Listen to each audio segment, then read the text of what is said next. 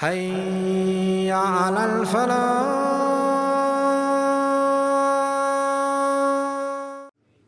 So that is why we need to ask Allah's goodness and mercy at all times. Then it is also important that we make dua for others, not just for ourselves. I told you a few nights back that when you make a dua for someone else, the angels are saying, Ya Allah, give him even better. Allahu Akbar. So when you say, Ya Allah, give that man a beautiful house, Ya Allah, which has everything modern in it, the angels are saying, Ya Allah, give this person even better. Alhamdulillah. We should not be selfish when it comes to dua, inshallah.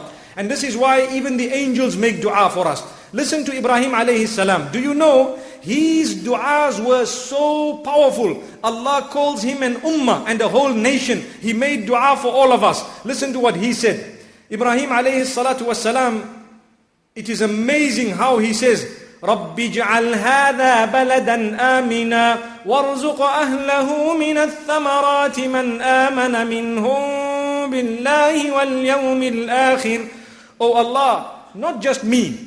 Oh Allah, not just me, but this entire city, this entire town, Ya Allah. Make it peaceful, Ya Allah. And grant the inhabitants of this town produce and goodness and blessings and what have you. Up to today in Makkatul Mukarramah, where this dua was made, they have peace, they have stability, they have serenity, they have a sacred holiness in the city itself, and at the same time, over and above that, they have produce galore, though it doesn't grow there. May Allah subhanahu wa ta'ala grant us every form of understanding. Because the dua was made for someone else. Ad-du'a li-akhika fi dhahri al-ghayb. To make a dua for your brother or your sister in Islam without them knowing that you've made dua for them. Without them knowing who you even are. Tonight we made dua for the suffering souls in Palestine, in Iraq, in Afghanistan, in Somal, in Pakistan, wherever they are on the globe. We made a dua for them. Do they know us? No. Do we know them? No. What is the bond? The bond is La ilaha illallah Muhammadur Rasulullah. That is the bond we know. May Allah subhanahu wa ta'ala grant us strength. So we make dua for others. It is far more likely that dua will be accepted by Allah subhanahu wa ta'ala. Another very important point, we need to make dua after doing good deeds. And I've made mention of that at the beginning of my talk. That when you do a good deed, then you ask Allah subhanahu wa ta'ala, Ya Allah, accept it from us. Rabbana taqabbal minna. This is why when it comes to the end of a dua, normally when you hear Rabbana taqabbal minna, you now know that the dua is almost complete. May Allah subhanahu wa ta'ala grant us acceptance and understanding. Those who know the Arabic language will tell you that that is now depicting the end of the dua, where we are saying, Oh Allah, accept it from us, Ya Allah. We've made a dua, we've done a good deed, Ya Allah, accept it from us. May Allah accept our salah. May He accept our fasting. May He accept our recitation and our listening to the Holy Quran. And may Allah subhanahu wa ta'ala write our names from amongst those whom He shall free tonight. May Allah free us from the fire of Jahannam. Then it is important also that we ask Allah subhanahu wa ta'ala for the goodness of the dunya, for the goodness of this world as well. Worldly items, yes, we need them, we ask Allah. But we should balance it with the akhirah. Listen to what Allah says in Surah Al-Baqarah. رَبَّنَا آتِنَا فِي الدُّنْيَا حَسَنَةً وَفِي الْآخِرَةِ حَسَنَةً وَقِنَا عَذَابَ النَّارِ. Oh Allah, grant us goodness in this world, grant us goodness in the hereafter, and save us from the punishment of the fire. If you take a look at that dua, if you were to divide it into 33% of it is connected to this world, and 66% of it is connected to the akhirah. I'm leaving out the decimals. Someone might say that makes 99. No, we are leaving out the decimals here. 1/3 is for the dunya, 2/3 is for the akhirah. That helps us a lot. When we are making dua, let us try and keep the same ratio. 2/3 of our dua must be connected to the eternal life. 1/3 connected, inshallah, to this dunya. We ask Allah subhanahu wa ta'ala to grant us goodness here and goodness there as well, inshallah. Then Allah subhanahu wa ta'ala tells us also that it is important for us to make a dua that Allah remove hatred in our hearts. Allah removes the hatreds that might be in our heart against other believers, those who have believed before us or with us. Listen to what Allah subhanahu wa ta'ala says, and this is a very, very important dua in Surah Al-Hashr. رَبَّنَا اغْفِرْ لَنَا. Oh Allah, forgive us. وَلِإِخْوَانِنَا الَّذِينَ سَبَقُونَا بِالْإِيمَانِ. And forgive those of our brothers who have preceded us in faith. Those who came before us, those who are more faithful than us, they have preceded us in faith. وَلَا تَجْعَلْ فِي قُلُوبِنَا غِلًّا لِلَّذِينَ آمَنُوا. And O Allah, do not place in our hearts any form of hatred against those who have believed, Ya Allah.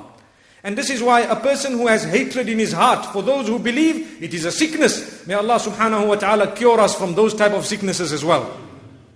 Then it is also important that Allah subhanahu wa ta'ala, we make dua at the time of difficulty. You have a problem. There is no one to resolve your problem. You are right, you think you are right. And someone else is wrong, they've oppressed you. Now there is no one to judge between you. Allah will be the judge. The dua to make. رَبَّنَا افْتَحْ بَيْنَنَا وَبَيْنَ قَوْمِنَا بِالْحَقِّ وَأَنْتَ خَيْرُ الْفَاتِحِينَ. Oh Allah, you be the judge between us and between these people here. Between our people, Ya Allah. You are the best of judges, Ya Allah. Continue making that dua in your difficulty and Allah will expose who is right and who is wrong in your problem. Allahu Akbar. So that is why this dua, some of the prophets of Allah subhanahu wa ta'ala made this dua.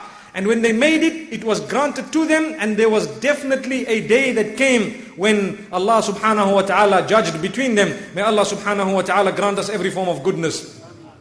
Then it is important that we realize that we need to make dua to Allah, as is mentioned in the Quran, to protect us from being oppressive, as well as to protect us from being oppressed. So there are two things. We make dua, Ya Allah, protect us from oppression. But ask yourself, are you not from amongst those who oppresses others? Whether it is your spouse, your children, what have you. You should remember, if you are oppressing, Allah will create someone who will oppress you. So when you are making dua that, Ya Allah, save me from an oppressor, it is important that you ask yourself, am I oppressing anyone in the process? May Allah subhanahu wa ta'ala save us from both, inshallah. We don't want to oppress and we don't want to be oppressed as well. Those du'as are also mentioned in the Quran. Then it is important to also make a dua for Allah to take you out of a bad environment, to take you out of a bad suburb, to take you out of a city where the people are bad, the people are filthy. We need to make dua and make an effort to leave that place where the environment is bad. رَبَّنَا أَخْرِجْنَا مِنْ هَذِهِ الْقَرْيَةِ الظَّالِمِ أَهْلُهَا. Oh Allah, remove us from this environment where the inhabitants are bad and filthy, Ya Allah. Make it easy for us to go elsewhere where inshallah we will be able to uplift your command and be from amongst the worshippers who will earn your pleasure inshallah and whom you will be pleased with. Then Allah subhanahu wa ta'ala tells us that we need to also make a dua that Allah forgive our sins, forgive our shortcomings, forgive our mistakes. And at the end of Surah Al-Baqarah, some of the most powerful du'as, which I'm sure all of us know by heart, we need to read the meanings. And when we are making the dua, we need to think about the meaning. رَبَّنَا لَا تُؤَاخِذْنَا إِن نَّسِينَا أَوْ أَخْطَأْنَا. Oh Allah, do not hold it against us where we have made a mistake or where we have forgotten. Ya Allah, if we've forgotten something, don't hold it against us. And if we've really made a mistake out of error, Ya Allah, forgive us. Don't hold it against us. رَبَّنَا وَلَا تَحْمِلْ عَلَيْنَا إِصْرًا كَمَا حَمَلْتَهُ عَلَى الَّذِينَ مِن قَبْلِنَا. Oh Allah, do not burden us with burdens that you have burdened those before us with, Ya Allah. We sit and read about Banu Israel. We read about the others, Ya Allah. Don't burden us with those type of burdens, Ya Allah. That's a powerful dua. رَبَّنَا وَلَا تُحَمِّلْنَا مَا لَا طَاقَةَ لَنَا بِهِ وَاعْفُ عَنَّا وَاغْفِرْ لَنَا وَارْحَمْنَا أَنْتَ مَوْلَانَا فَانصُرْنَا عَلَى الْقَوْمِ الْكَافِرِينَ. Oh Allah, do not burden us or do not test us with something that will be too difficult for us. Do not burden us with that which will be too difficult for us, Ya Allah.